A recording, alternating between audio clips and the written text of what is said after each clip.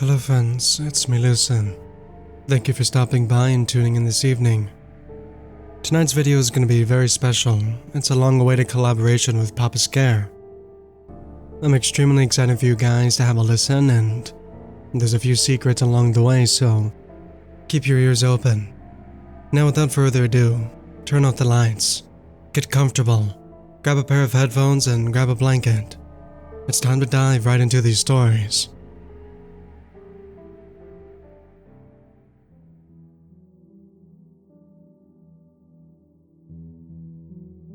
I've been working armed security for nearly a decade now, but I still remember working unarmed when I started out in my early 20s.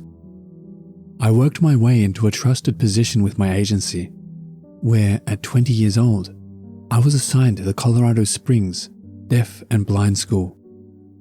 At the time, only senior, more experienced officers were permitted to work there at all, but I was given the 9 p.m. to 5 a.m. shifts, Monday nights through Saturday mornings. A little backstory on the Deaf and Blind School. It was opened in the early 1870s and was where the burdened children of the state were sent to learn and live. But many were put to work there as laborers working fields or manufacturing items. Because of a number of ailments, accidents, or pre-existing health conditions, a large number of children and staff passed while there, to where in the early 1880s, a small cemetery was created at the intersection of Pikes Peak Avenue and Institute Street. Growing up in Colorado Springs, I was always told ghost stories about the flesh-eating bacteria on stuffed taxidermy animals, ghosts walking in buildings, and the haunted service tunnels below the school connecting to the old train depot, but never really believed it. Fast forward to my 3rd month posted there, 2 nights before my 21st birthday, and a full week before students returned for the fall semester for actual special needs schooling, and I had my first encounter in the gym. While checking the boys' locker room, a solid black figure ran past the showers. I rushed to find the intruder, not knowing what I would have done to it if I found it, as I was completely unarmed except for a flashlight. After clearing the building twice and checking all the doors multiple times, I just took it as my imagination. The night of my birthday is when everything got much weirder. The shift change went as normal, and everything was fine, up until my 2:30 a.m. property and building checks, when I went into the carriage house's top floor, where the school stores all the spare desks and modern school equipment. It appeared that a person was standing in the back corner, near the older stairs. I shouted at the figure and began to charge towards him. In a frenzy, I hurried to cut him off at the 1st floor door. But when I got to the door, it was still locked with the interior bolt.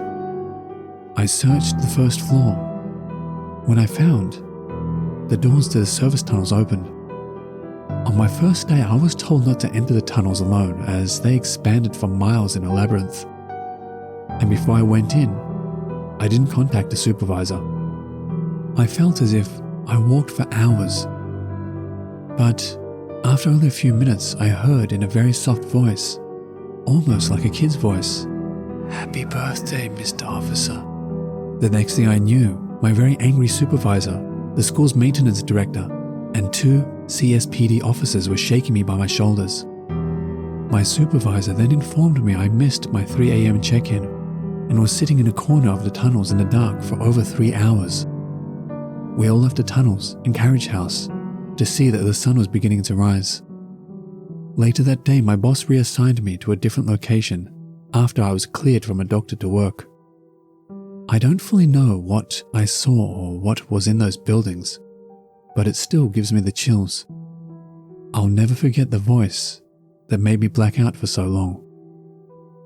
"Happy birthday, Mr. Officer."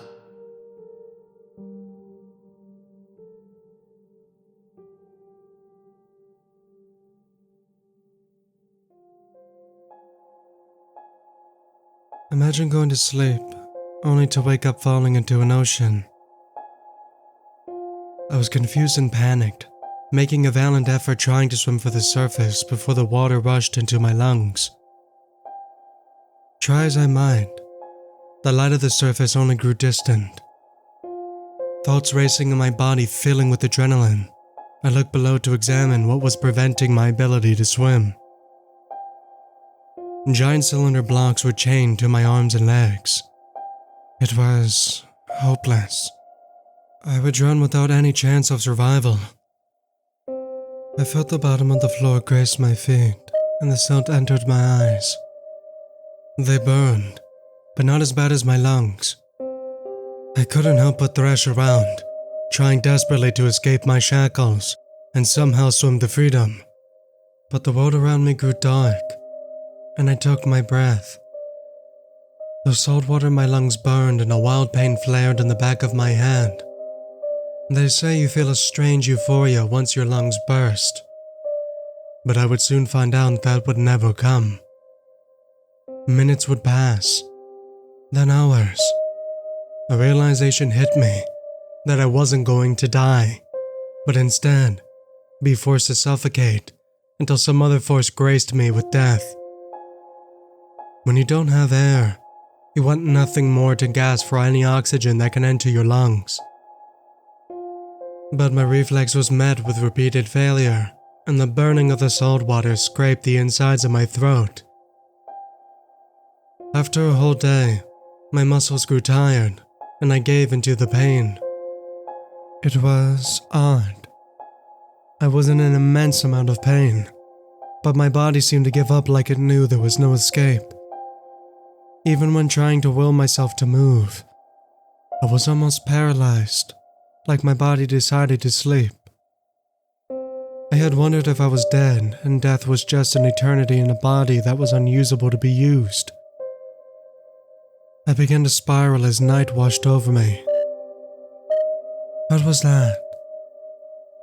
Out of the corner of my eye, I caught two things.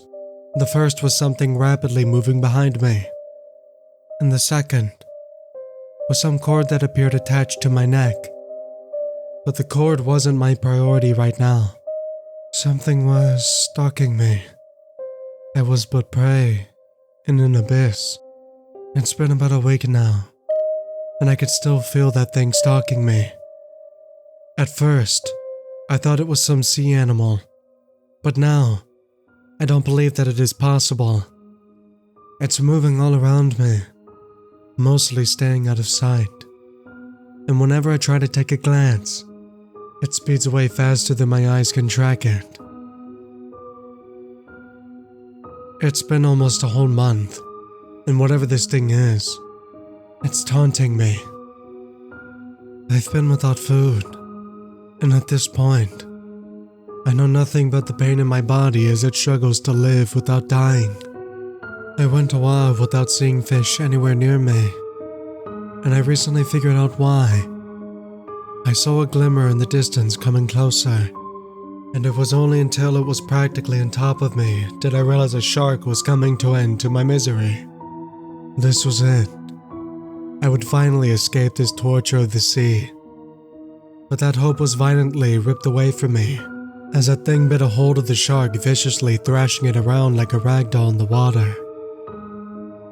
The silt from the bottom covered my surroundings, blinding me from the gruesome scene.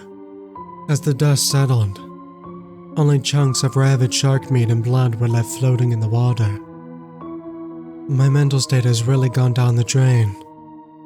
Periodically, I will burst out in random fits of anger and frustration, which sets me off more when the silt enters my eyes. And other times, I will break down in an attempt of crying, which doesn't help due to the need to breathe while in this state. The good news is, my body stopped attempting to breathe on its own, which stops the burning sensation of moving salt water instead of motionless salt water. I started hearing voices somewhere nearby. I can't tell if it's that monster or if I'm going mad, but it sounds like someone imitating a human voice. I think it's trying to speak to me, but it sounds too far away for me to hear. I think it's calling a name, but I can't seem to remember who I even am. The other strange anomaly is the shadows that are watching me.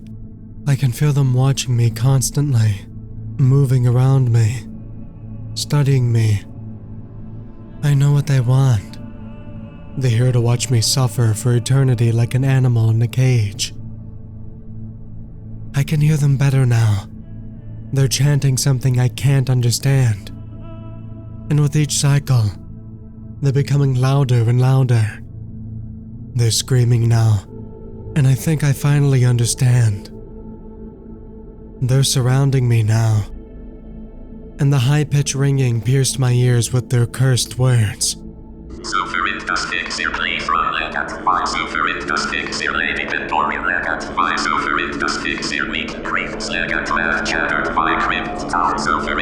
While you can just fix your leg at 5. Mem file 9-27846. Recover.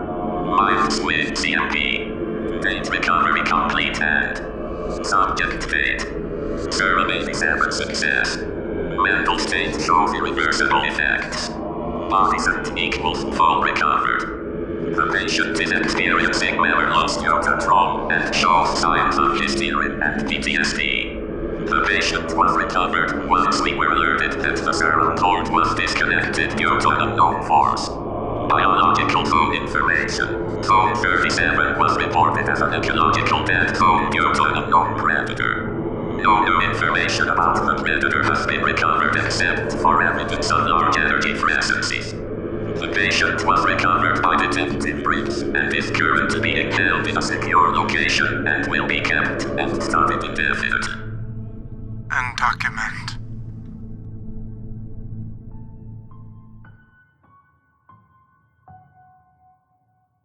A few years back, on Halloween night, my security company was scheduled for a special event in one of our patrol areas. The old North End neighborhoods in Colorado Springs is 89 square blocks of historic homes dating as far back as the 1880s. On Tejon Street, every year, the community organizers hold a big trick-or-treat event. Old spooky houses, killer yard decorations, great costumes. It's truly a great outing. I was scheduled for the 8 hours that night from 4 p.m. to midnight because I was the only officer with an available marked company cruiser.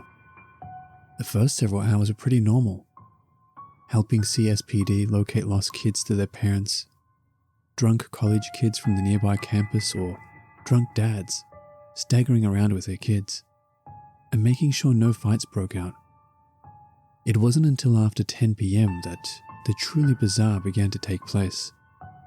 For Halloween in Colorado Springs, it was surprisingly mild out, so I decided to patrol mostly on foot, just moving my car to a different zone every hour to hour and a half. Around 10:15, a small group of teens decided to try to scary clown prank me while driving to my next zone. This wasn't a good idea on their part. As soon as the two of them started charging my cruiser, waving axes over their heads, I slammed into park and came out, drawn on them. They immediately decided to throw their axes down. One made a plastic thud, and the other made a metallic clanking.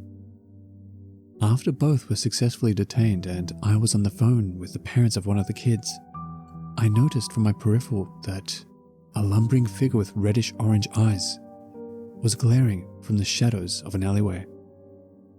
Assuming it was another pranking teen, I shouted, "It's late, kid. Head home."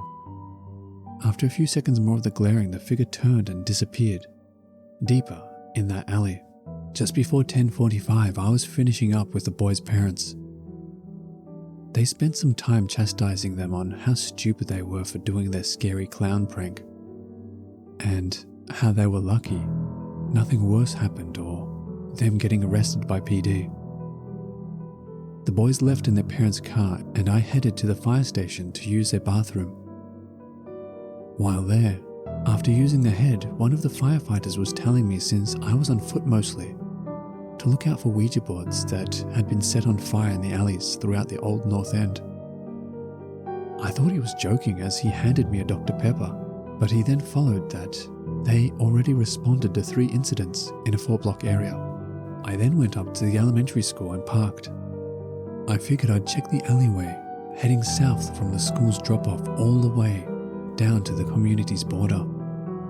Not before I hit the mouth of the first cross street, a simmering board was found with the planchette burning, standing straight. While on the phone to the firehouse giving the location, I saw the figure from before but slightly clearer. I acted like I didn't see him while I was still on the phone so I could examine him. He stood tall, maybe 6.5 feet tall.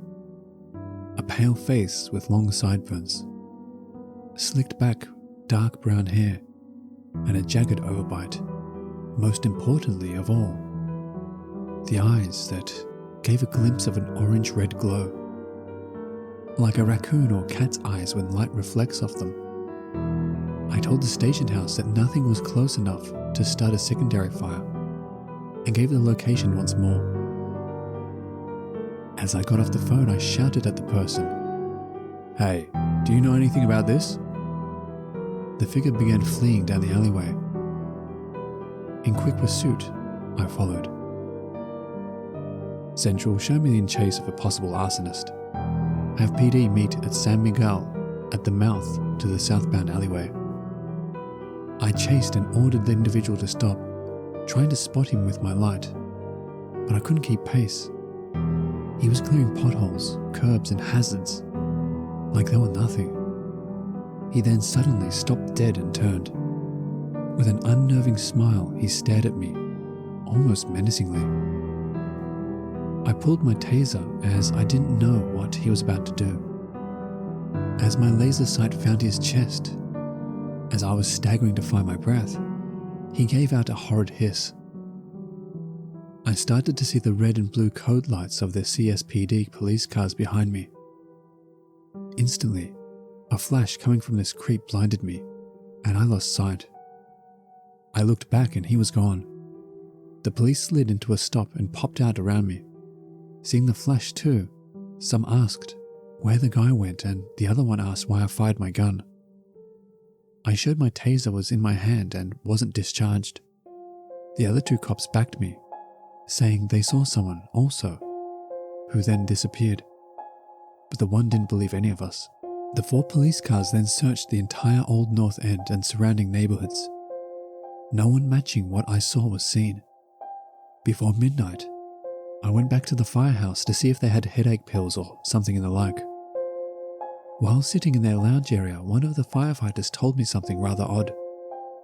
On all the burnt spirit boards, they found the only parts on each that were untouched with flame or damage were the moon symbol and the goodbye.